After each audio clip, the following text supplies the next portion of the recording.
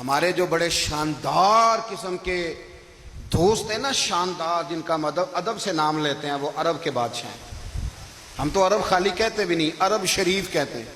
انہوں نے پتہ کیا کیا ہے؟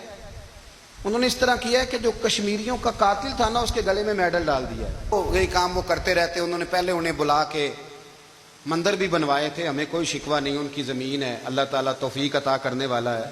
پر خیال یہ تھا کہ چلو کشمیریوں کے زخم پر نمک نہ چھڑکتے، 2 مہینے انتظار کر لیتے، کچھ حالات سنور جاتے، کچھ تھوڑا انتظار۔ ہیں ہمارے دوست، ہمارے وزیر اعظم صاحب جب جاتے ہیں تو وہ پھولوں کا ہار ڈالتے ہیں ہمارے دوست، لیکن انہیں وہ حدیث یاد نہیں کہ نبی پاک علیہ السلام نے فرمایا جب میرے مومن کو تکلیف ہوتی ہے تو مجھے بھی گنبد خضرا میں تکلیف ہوتی ہے۔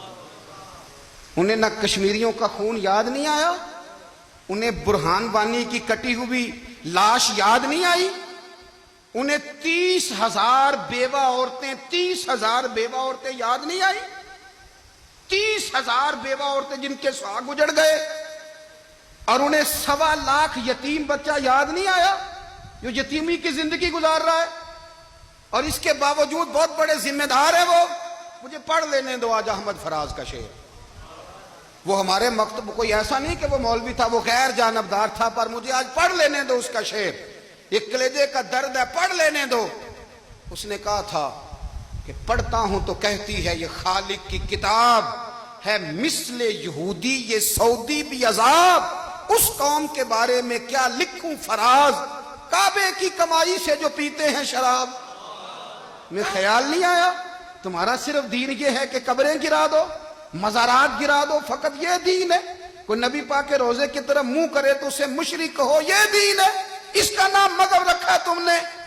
مذہب تو اس کا نام ہے کہ جو رسول اللہ کا نام لینے والا ہے وہ ہمارا یار ہے، اور جو نبی پاک کا نام لینے والا نہیں، ہمارا اس سے کوئی تعلق ہے۔ یہ دین ہے۔ کشمیریوں کی لاشیں نظر نہیں آتی، ان کا خون بہ رہا ہے، تباہی اتر رہی ہے، اور تم قاتل کو گولڈ میڈل پہنا رہے ہو۔ اور درس اور یاد رکھنا، جب مسلمانوں کی بچیاں روندی جاتی ہوں نا تو پھر اسلام امن کا درس نہیں دیتا، پھر اسلام جہاد کی بات کرتا ہے، پھر اسلام جہاد کی بات کرتا ہے، جہاد کی۔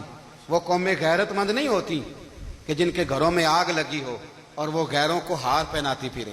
اللہ کا کچھ خوف کرو، زندگی مختصر ہے۔ دبئی میں پتہ نہیں کتنے میں حکمران رہے اور پھر وہ کتنے دنیا سے چلے گئے، کتنے رہے اور کتنے چلے گئے۔ خدا را کچھ خدا تم سے اچھے تو وہ نیو یارک کے رائٹر ہیں جو کم از کم اپنے کالموں میں کشمیر کی بات کرتے ہیں۔ تم سے اچھا برطانیہ کا وہ شخص ہے جو کم از کم BBC لندن پہ رپورٹ جاری کرتا ہے تو کہتا ہے کشمیر پہ ظلم ہو رہا ہے۔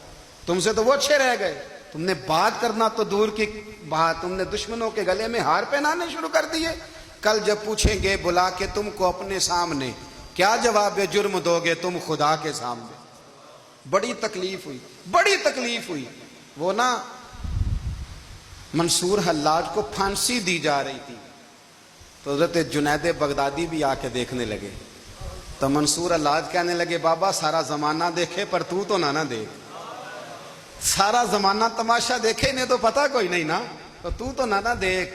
عرب شریف والو، ٹرمپ اسے انعام دیتا تو تکلیف کوئی نہیں تھی، ملکہ وکٹوریا اسے انعام دیتی تو تکلیف کوئی نہیں تھی، پر تم تو نہ ایسا کرتے، تم تو اپنے تھے، تم تو کلمہ گو تھے، تم تو یہ ظلم نہ کرتے، تم تو یہ حرکت نہ کرتے۔ میں کہتا ہوں ٹھہر ہی جاتے، جانا نہیں دنیا سے، اللہ کے حضور حاضر نہیں ہونا۔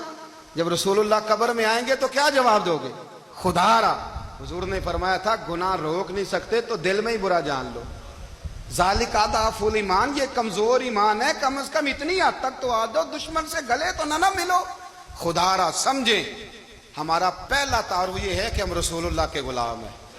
اقبال نے کہا تھا وطن کا بت نہ بنانا، وطن کو بت نہ بنانا۔